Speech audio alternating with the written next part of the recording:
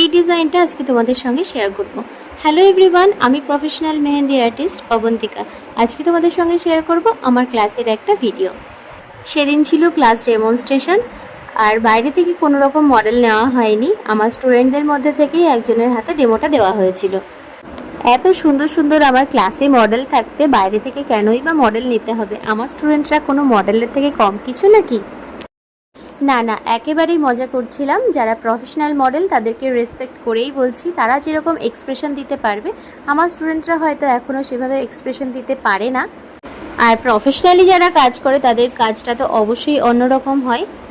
আসলে সেদিনকে আমাদের শ্যুটের কোনো ব্যবস্থা ছিল না, জাস্ট ওদেরকে মেহেন্দি ডিজাইনটা কিভাবে করতে হবে সেটা দেখানোর জন্যই একজনের হাতে ডিজাইনটা করা হয়েছিল।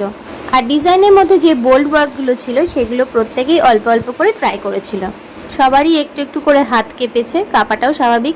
ওরা এখনও প্রফেশনালি সেভাবে কাজ শুরু করেনি। যখন কাজ শুরু করবে আমি নিশ্চিত ওদের এই হাত কাঁপার ব্যাপারটা আর থাকবে না।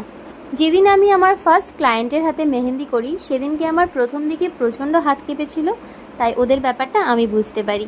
রাধে রাধে।